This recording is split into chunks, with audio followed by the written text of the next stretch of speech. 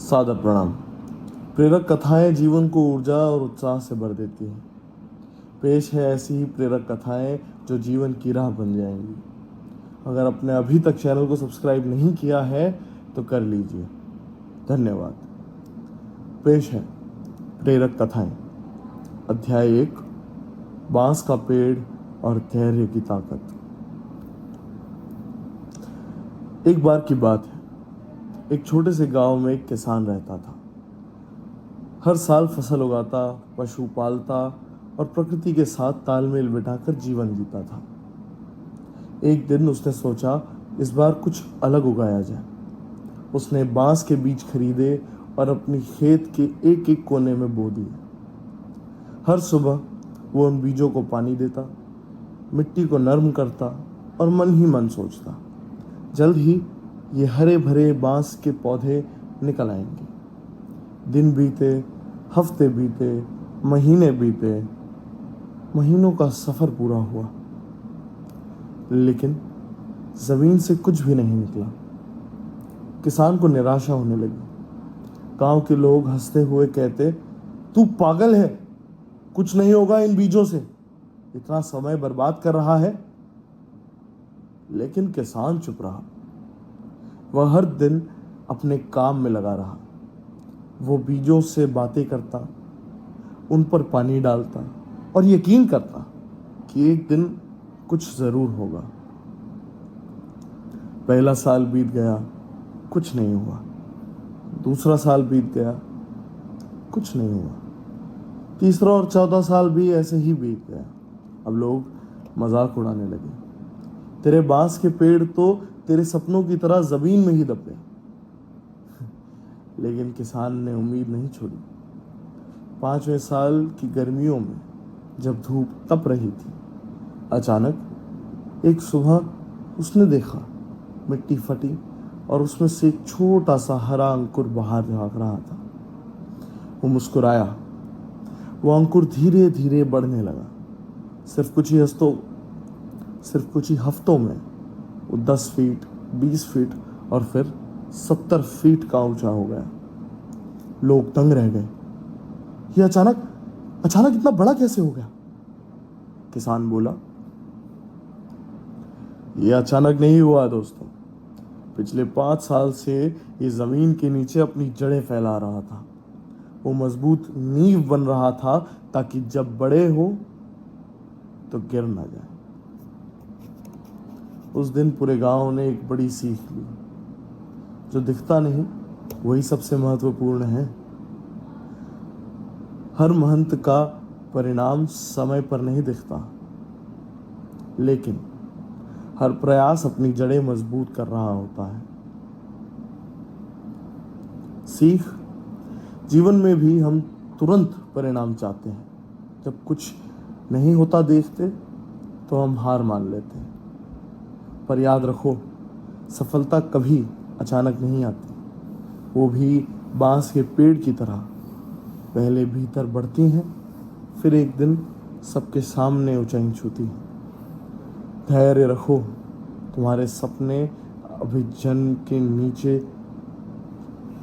धैर्य रखो, तुम्हारे सपने अभी जमीन के नीचे जमा हो रहे हैं। अध्याय 2, कुम्हार और मिट्टी। अध्याय 2, कुम्हार और मिट्टी। तप से ताकत बनती है। एक गांव में एक बुजुर्ग कुम्हार रहता था। उसके हाथों में ऐसा जादू था कि मिट्टी का कोई भी टुकड़ा उसके हथेली में आकर सुंदर घड़ा बन जाता था। गांव के लोग कहते थे, ये सिर्फ घड़े नहीं बनाता, जीवन को आकार देता है। एक दिन गांव का एक छोटा लड़का, जिसका नाम अर्जुन था, कुम्हार के पास आया। वो बड़े ध्यान से देख रहा था कैसे कुम्हार मिट्टी को गीला करता, उसे पीटता, फिर चाक पर रख कर घुमाता। अर्जुन को आश्चर्य हुआ कि इतना सुंदर बर्तन बनने से पहले मिट्टी को इतनी तकलीफ क्यों सहनी पड़ती है। उसने पूछा, बाबा, आप इस मिट्टी को इतना क्यों पीटते हैं? क्या ये घड़ा तभी बन सकता है जब इसे दर्द दिया जाए? कुम्हार मुस्कुराते हुए बोला, बेटा, जब तक मिट्टी सहना नहीं सीखती तब तक वो कोई आकार नहीं ले सकती। अगर मैं इसे नहीं गूंदूं, नहीं पीटूं, तो ये बिखर जाएगी। पर जब ये सब सह लेती है तभी एक मजबूत और सुंदर घड़ा बनती है। उसने मिट्टी का टुकड़ा उठाया और आगे कहा, जब ये चाक पर घूमती है इसे चक्कर नहीं आते, क्योंकि इससे भरोसा होता है कि मेरा कुम्हार मुझे गिरने नहीं देगा।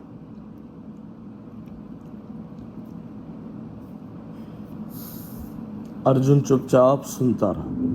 फिर उसने देखा, जब घड़ा बन गया तब कुम्हार ने उसे आग में रख दिया। अर्जुन घबरा कर बोला, अब तो ये जल जाएगा। कुम्हार शांत स्वर में बोला, नहीं बेटा, अब ये पकेगा। ये आग इसे तोड़ती नहीं है, बल्कि मजबूत बनाती है। कुछ देर बाद वही घड़ा भट्टी से निकला, चमकदार, ठोस और सुंदर। कुम्हार ने अर्जुन से कहा, देखो, यही जीवन है। अगर तुम थोड़ी चोट, थोड़ा दर्द और थोड़ी तपन सह लोगे तो तुम्हारा भी रूप ऐसा ही निखर आएगा। वो आगे बोला, भगवान भी एक कुम्हार की तरह है। वो हमें दर्द देता है ताकि हम सहना सीखें और सफलता मिलने पर गिरे नहीं। अर्जुन उस दिन समझा कि जीवन में कठिनाइयां दुश्मन नहीं, शिक्षक बन के आती हैं। हर गिरावट, हर झटका, हर असफलता एक भट्टी है जो हमें मजबूत बनाने आई है। सीख, जो दर्द से नहीं भागते वो आकार पाते हैं। जीवन भी भट्टी की तरह है, जितना झेलोगे उतना निखरोगे। मुश्किलें हमेशा जलाने नहीं, कभी मजबूत बनाने आती हैं। अध्याय 3, रेगिस्तान का यात्री, जब उम्मीद आखिरी सांस थी। एक बार की बात है, एक व्यापारी अपने ऊंट पर सवार होकर एक लंबे रेगिस्तानी सफर पर निकला। सूरज आग उगल रहा था, रेत तप रही थी।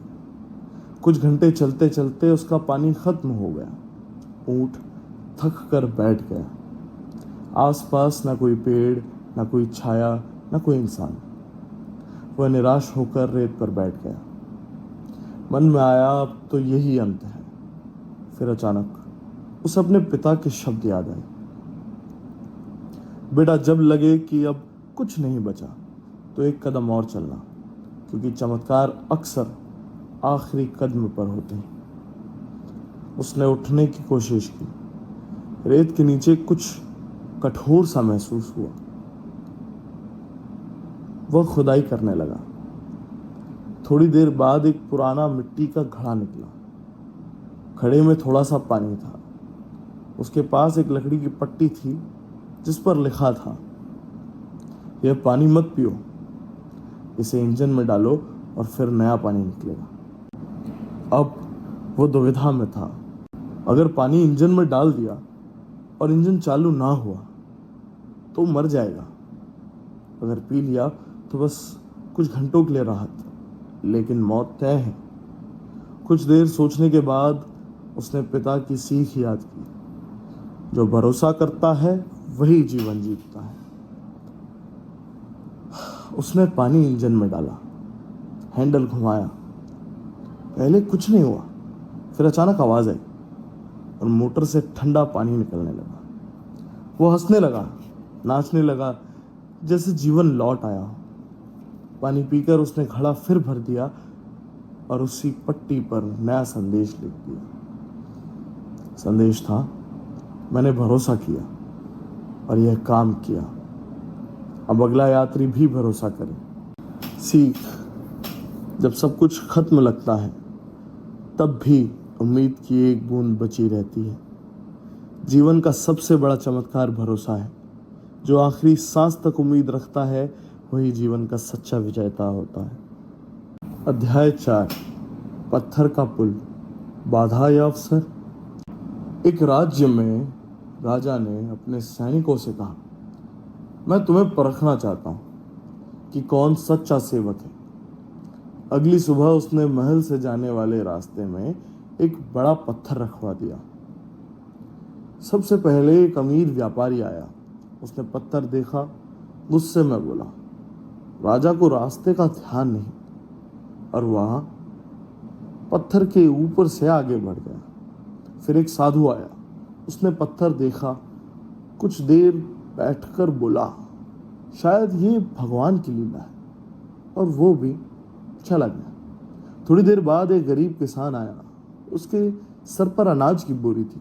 पत्थर से ठोकर खाकर वो गिर गया, पर उसने गुस्सा नहीं किया। उसने बोरी रखी और पत्थर को हटाने लगा।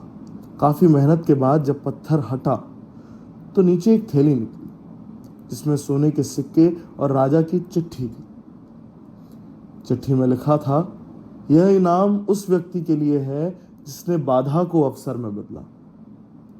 किसान ने हाथ जोड़े और कहा, राजा सही कहता है, जो रास्ता रोकता है वही रास्ता दिखाता है।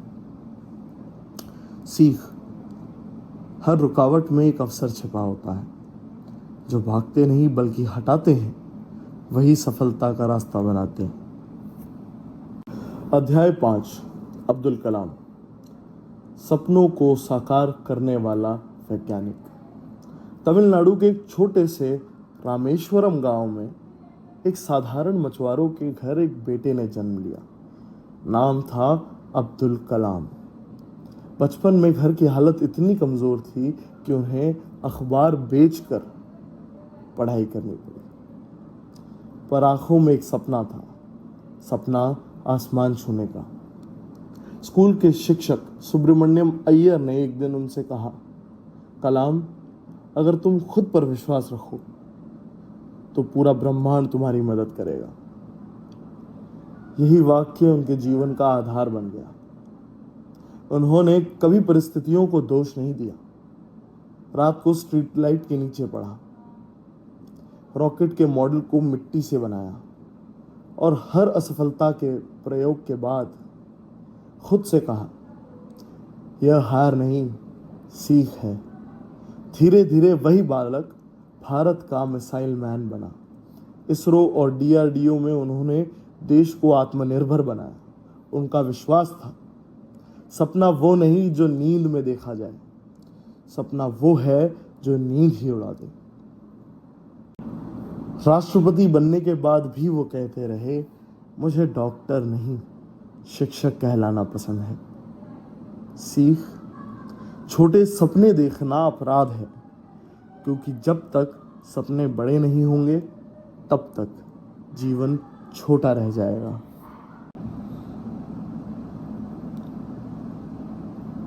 अध्याय 6, स्वामी विवेकानंद, उठो, जागो, लक्ष्य प्राप्ति तक रुको मत। 1880 के दशक में भारत निराशा और गुलामी से जूझ रहा था।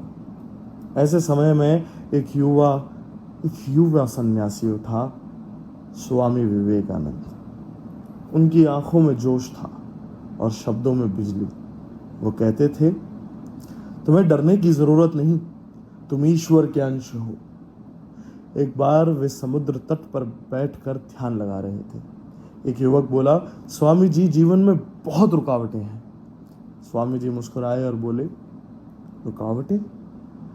जब तक समुद्र में लहरें हैं नाव चलती रहेगी। अगर लहरें रुक जाएं तो सफर भी खत्म हो जाएगा। उन्होंने पूरी दुनिया को सिखाया कि आत्मविश्वास ही सबसे बड़ा धर्म है। 1893 में शिकागो के धर्म सम्मेलन में उन्होंने जो भाषण दिया, मेरे अमेरिकी भाइयों और बहनों, वह आज भी भारत के गौरव का प्रतीक है। सीख, खुद पर विश्वास रखो, क्योंकि ईश्वर उसी में बसते हैं जो खुद को कमजोर नहीं समझते। अध्याय 7, स्टीव जॉब्स, असफलता से नवाचार तक की यात्रा। एक समय की बात है, अमेरिका में एक युवक लड़का स्टीव जॉब्स, उसने अपने गैराज में एक कंप्यूटर बनाना शुरू किया। लोग हंसते थे, घर के गैरेज में कौन दुनिया बदल सकता है। पर स्टीव ने हार नहीं मानी। उसने कहा, मैं चाहता हूं कि कंप्यूटर सिर्फ मशीन नहीं, इंसान की कल्पना का साथी बने। धीरे धीरे उसका सपना आकार लेने लगा। वह कंपनी थी एप्पल, पर जब कंपनी बड़ी हुई तो उसी कंपनी ने उसे निकाल दिया। यह किसी भी इंसान के लिए सबसे बड़ी चोट थी, पर जॉब्स ने कहा,